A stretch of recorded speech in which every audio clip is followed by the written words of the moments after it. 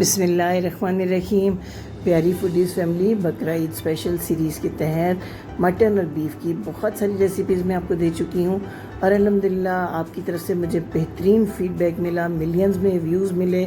इसके लिए मैं आपकी बेहद शुक्रगुज़ार हूँ। आज आपके लिए लेकर आई हूँ बहुत ही ज़बरदस्त देगी बीफ पुलाव की रेसिपी, जो कि खुशबू और जायके दोनों में ही बेमिसाल है। तो चलिए चलकर तैयार करते हैं।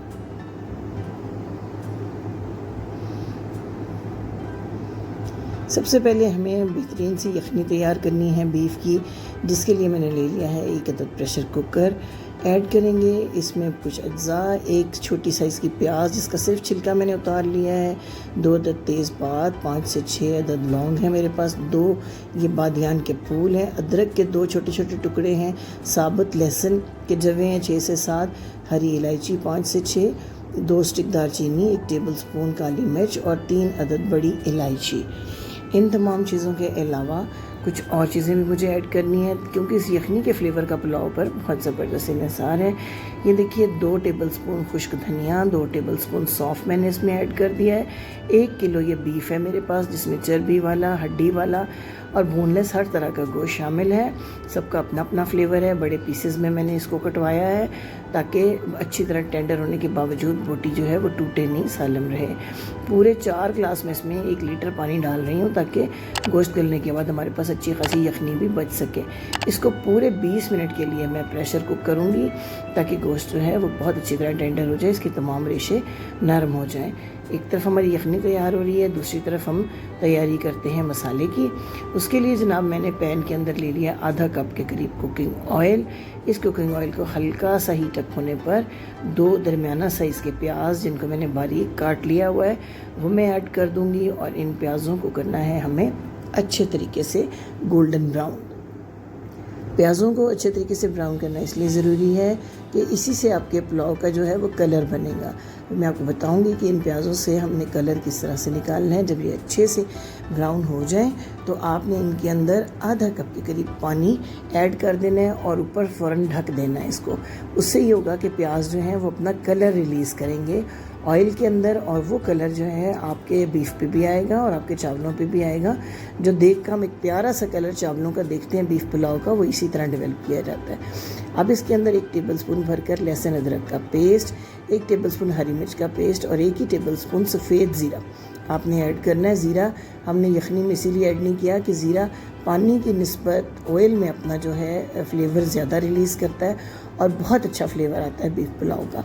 इनको 2 से 3 मिनट तक अच्छे तरीके से आपने करनी है भुनाई। इसके बाद 2 मीडियम साइज़ के टमाटर बारीक काट के अपने ऐड कर देने हैं। इनको भी आपने 1 से 2 मिनट फ्राई करना है और फिर आधा कप पानी डाल के ढाँप देना है ताकि टमाटर जो है वो अच्छे से सॉफ्ट हो जाए। टमाटर सॉफ्ट हो चुके हैं। अभी जब हम इनको बीफ के साथ भुनाई करेंगे तो ये और मसाले का हिस्सा बन जाएंगे। यखनी से हमने गले हुए बीफ को अलग कर लिया हुआ है और अब हमने इसकी करनी है भुनाई। उससे पहले हम इसके अंदर ऐड करेंगे कुछ चीज़ें और उनके साथ इस बीफ की करेंगे भुनाई। सबसे पहले आधा कप फेंटा हुआ दही हमने ऐड करना है इसमें। इसके बाद हमने अपने जो पाउडर मसाले हैं वो भी इसके साथ ऐड कर देने हैं, क्योंकि अभी तक हमने कोई पाउडर मसाले जो है वो इसमें ऐड नहीं किए हैं। हमारे पास 3 पाव के करीब चावल हैं, तो मैं 3 टीस्पून नमक, 1.5 टीस्पून सुरख मिर्च का पाउडर, 1 टीस्पून भरकर खुश्क धनिया का पाउडर इसमें ऐड कर रही हूँ। साथ ही ये इमली के 5 से 6 दाने अच्छी तरह धोकर भिगोकर मैंने रखे थे, उनको ऐड कर दिया। इसका भी बड़ा ही अच्छा सा फ्लेवर देगी पुलाव के अंदर आता है। देग वाले इमली ज़रूर इस्तेमाल करते हैं बीफ पुलाव के अंदर। अब जनाब 5 से 7 मिनट आपने खूब भुनाई करनी है। भुनाई जो है अच्छी होगी तो आपके पुलाव का टेस्ट भी बहुत ही अच्छा आएगा। थोड़ा थोड़ा पानी लगाते जाएँ और जब तक ऑयल अच्छी तरह बाइंड ना आ जाए, मसाला यकजान ना हो जाए, तब तक इसकी भुनाई करते रहें।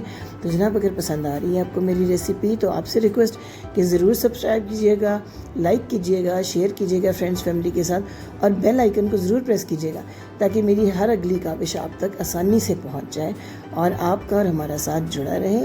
क्योंकि मेरी रेसिपीज़ उन लोगों के लिए हैं जो टोटली घर के मसालों से घर के अंदर ही बेहतरीन किस्म के फ्लेवर्स बनाना चाहते हैं। बुनाई बहुत अच्छी हो चुकी हुई है। अब हमने जो यखनी ड्रेन करके रखी हुई थी वो हम इसके अंदर ऐड कर देंगे।